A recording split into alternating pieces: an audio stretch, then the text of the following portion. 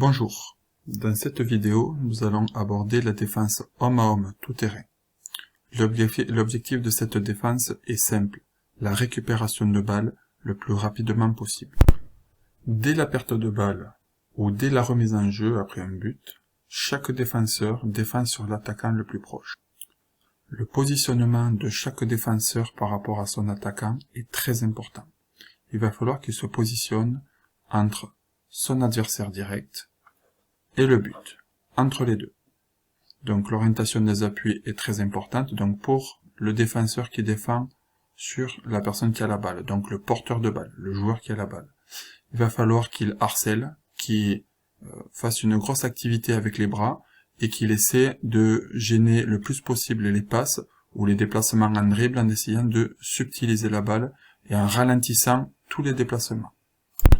Les défenseurs qui défendent sur les non-porteurs de balle, sur les joueurs qui n'ont pas la balle, vont toujours se positionner entre l'adversaire direct et le but. Par contre, ils vont devoir gérer la distance entre eux et l'adversaire direct. S'ils sont près de l'adversaire direct, ils vont être ce qu'on appelle en dissuasion. On l'a déjà vu en début de séance, en début de cycle.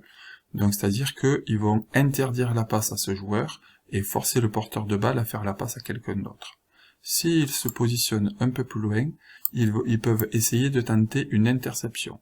C'est-à-dire que ils vont permettre une passe à leur adversaire direct et vont essayer d'intercepter cette passe pour pouvoir récupérer la balle et aller marquer rapidement, seul ou avec l'aide des coéquipiers.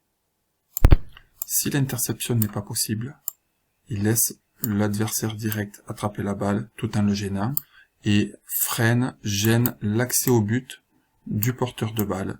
Donc ce sera une défense sur un porteur de balle, comme je l'ai expliqué auparavant. Donc comme je l'ai dit tout à l'heure, l'objectif principal de cette défense est de récupérer la balle rapidement. Elle permet aussi de commencer à défendre très haut et donc de ralentir la progression de balles, la progression des attaquants, et aussi de les maintenir le plus longtemps possible loin du but. Par contre, comme toutes les autres défenses, cette défense a des points faibles. Le premier point faible, c'est beaucoup d'espacement entre les joueurs. Si un joueur se fait déborder balle en main, il y a beaucoup d'espace pour le porteur de balle pour pouvoir progresser avec le ballon.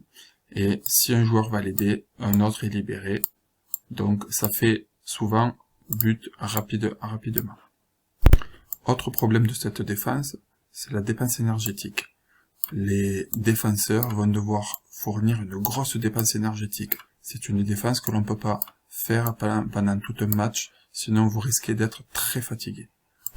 Et dernier inconvénient de cette défense, c'est les tirs. Si un joueur, comme je l'ai dit tout à l'heure, est dépassé, souvent les tirs se finissent de près, donc à 6 mètres, et c'est presque un but assuré pour le gardien qui prend un tir à pleine puissance avec un joueur lancé, donc très compliqué pour lui de l'arrêter. Donc la défense homme à homme tout terrain n'est pas obligée d'être utilisée pendant toute une mi-temps, comme je vous l'ai dit, elle est très énergivore.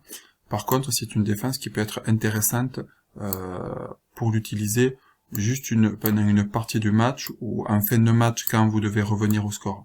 Donc c'est une organisation collective qui peut être déstabilisante pour les attaquants.